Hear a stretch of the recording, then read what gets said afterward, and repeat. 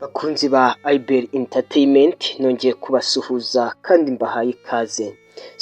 Tudatinze rero reka tuvuge kuri aya makuru duhereye ku munsi wo kuwa gatanu. Wari umunsi w'akababaro kuri Pastor Mutesi aho yapfushije uwari umukunzi we biteguraga ndetse kubana, dore ko yari yaramaze gufata irembo ndetse no gutanga inkwano kuri Pastor Mutesi.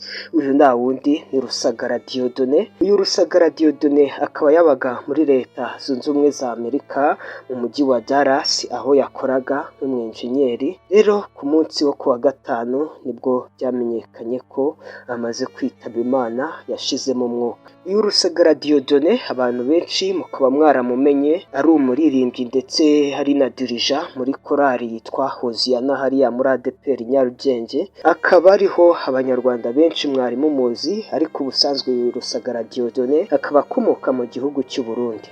Icyo twakubwira ni uko uyu Rusagara Dieudonné yari asanzwe mbere afite umugore n'abana, ariko we n'umugore baje gutandukana.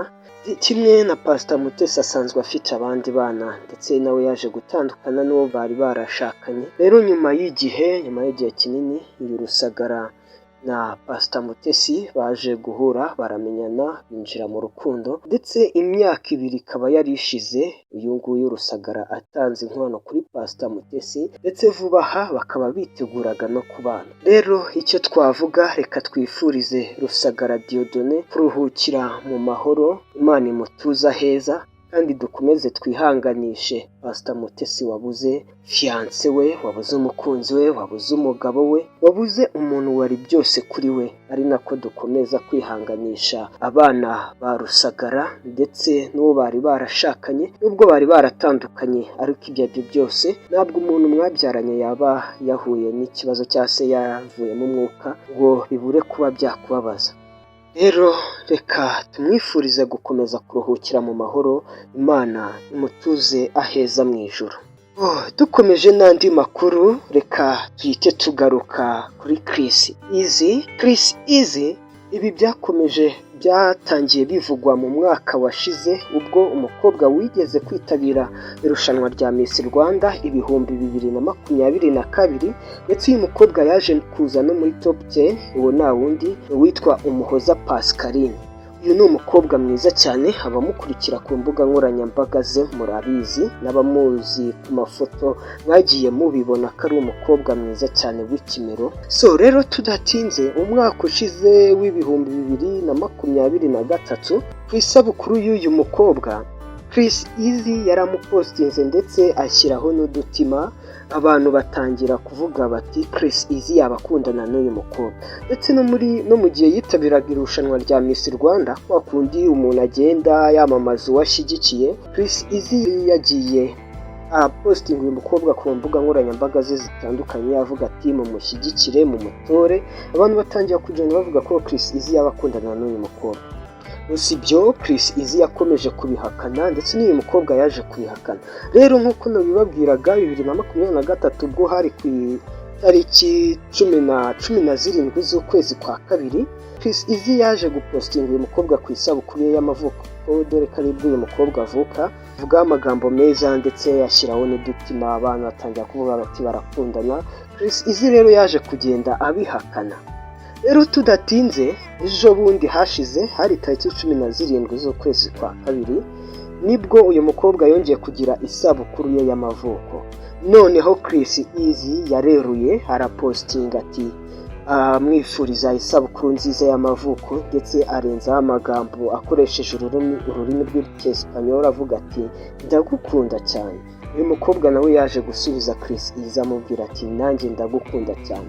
Izi ni imbaraga z'urukundo, izi ni imbaraga ziba mu gukundana. Byanze bikunze ni watwika inzu ngo uhishe umwotsi, byanze bikunze kwihishira birangira byanze bikunze akenshi ahari urukundo birangira rugaragaye, ntabwo waruhisha ngo bizashoboka. Rero icyo twakuvuga aha ngaha, reka dukomeze twifuriza Umuhoza Pascaline gukomeza kwenjoyinga isabukuru ye y'amavuko, ndetse we na Chris Easy.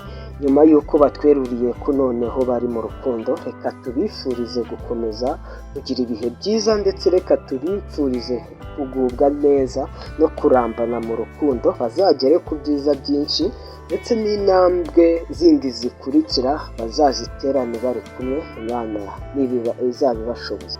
So rero tudatinze, reka twikomereze tuvuge kuri Miss Nishimwe Naomie. Uyu akaba ari umukobwa watwaye ikamba rya Miss Rwanda 2020. Nk'uko mubyibuka, hari tariki ya mbere z'ukwezi kwa mbere umwaka w'2024, ahangaha hari kuri Bonane, nibwo umusore witwa Mutesi ukomoka mu gihugu cya Ethiopia yashinze ivi ku butaka asaba Naomie ko yazamubera umugore. Aramubwira ati will you marry me? Naomie nawe ntiyatindijemo, ntiyazuyaje, yahise abyemera, yahise avuga ati yes. Tudatinze rero, Mutesi na Naomie basanzwe bakundana, ni ibintu byari bimaze igihe kirekire abantu babizi.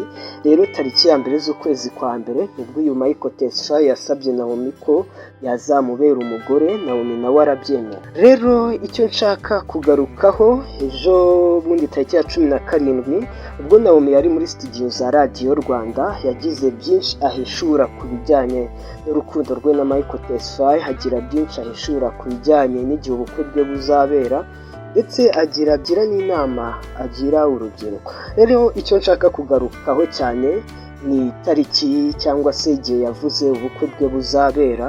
Naomie akaba yaratangaje ko ubukwe bwe na Mutesi buzaba mu kwezi kwa 12, ariko avuga ko itariki buzaberaho bazayidutangariza mu minsi iri imbere. Hanyuma Naomie bakomeje bamubaza niba igihe yatererwaga ivi cyangwa se igihe bamupropozaga yari abyiteguye cyangwa se yari abizi. Naomie yavuze ko yabikekaga, ariko ntiyakekaga ko umunsi byabereyeho ari wo tariki ya mbere z'ukwezi kwa mbere. Ntiyatekerezaga ko uwo munsi aribwo bamuterera ivi, ahubwo yakekaga ko bashobora kuba bamupropoza nko kuri Noheli, ariko birangira kuri Noheli bitabaye, birangira ahubwo atunguwe no kubona kuri Bonane Mutesi amuterera ivi amubaza niba bazabana. Naomie nawe arabyemera. So rero reka nabo tubifurize gukomeza kugira ibihe byiza, tubifurize kurambana, ndetse n'izindi ntambwe zisigaye bazaziterane bari kumwe. Bakunzi ba IBL Entertainment, reka nongere mbibutse kuba gukora subscribe kuri wewe utarakora subscribe, ndetse like, share na comment. Ni ibintu by'agaciro, ni ibintu by'ingenzi cyane. Rero tudatinze, reka tugaruke kuri uyu muraperi mwakunze indirimbo ze nyinshi, umuraperi wabiciye bigacika, umuraperi urapa benshi bakabikunda. Uwo nta wundi ni Papa Cyangwe, cyangwa se mwite Cyogesho. Rero Papa Cyangwe mu minsi ishize ubwo yari muri studio za Radio Rwanda yagize byinshi atangaza, dore ko yari amaze gushyira hanze alubumu ye yise Live and Die. Papa Cyangwe akaba yaragarutse kuri alubumu ye, garuka ku ndirimbo ziyigize, ndetse yavuze ko ubundi iyi atariyo alubumu yakabaye ari iya mbere, ahubwo alubumu ya mbere yari yarayikoreye muri management yahozemo ya IBL Entertainment, ariko kubera ko yayivuyemo iyo project itararangira, byatumye iyo project ihagararira aho ngaho. Gusa Papa Cyangwe bakomeje bamubaza niba yabazi ibyavuzwe cyangwa se yaba bifiteho amakuru y'uko Rocky n'abapampe baba bafite imbwa bita Papa Cyangwe. Papa Cyangwe nawe yavuze ko babizi cyane, ndetse avuga ko akurikije uko abazi, akurikije uko babanye, avuga ko batari kumuhereza, avuga ko ibi bitamutunguye. Yavuze ko aba batipe batagira imikino batari kumuhereza. Rero Papa Cyangwe bamubajije niba nawe yaba yaragize igitekerezo cyo kuba yacirira imbwa akaba yayita Rocky. Papa Cyangwe yaravuze ati icyo gitekerezo nakakigize, ariko nta bushobozi mbifitiye, kuko nanjye ubwanjye ntabwo ndihaza mu biribwa. Rero ntabwo nagura imbwa cyangwa se nacirira imbwa yo kuzajya nitaho nyigaburira, arihaza mu biribwa. Gusa Papa Cyangwe avuga ko ibi ngibi we atabifata nabi, abifata nyine ko ariko bigomba kuba byagenda abifata nk'aho ariko imyidagaduro igomba kumera. Cyangwe rero yakomeje avuga ko mu gihe yatandukanaga na Rock Entertainment nka management yahozemo byamworoheye, dore ko yaje no kumutera kuba yagira agahinda gakabije bitewe n'uko iyi management yahozemo yatangiye kugenda imusenya, bagenda bamuvuga nabi hirya no hino, bagenda bamusibira amayira. Ariko avuga ko hari bamwe yagiye aporopoza ngo bakorane akabona baramwemereye, nubwo hari n'abandi yagiye aporopoza ngo bakorane cyangwa se bagira ibyo bakora bakaba bagiye bamuhakanira kubera ko yari yavuye muri iyi management.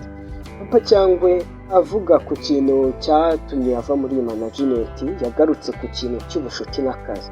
Papa Cyangwe yaravuze ati iyo umuntu muri inshuti hanyuma mugakorana hanyuma mukabanza ubucuti mbere y'akazi, ubucuti bwanyu bwica akazi.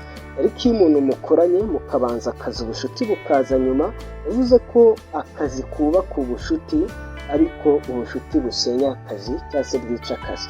Ariko iyo mubanje mukabanza akazi imbere, ubucuti bukaba buza nyuma, ahangaha bivamo cyane ko iyo umuntu mukoranye akazi neza ibyo byubaka ubucuti hagati yanyu.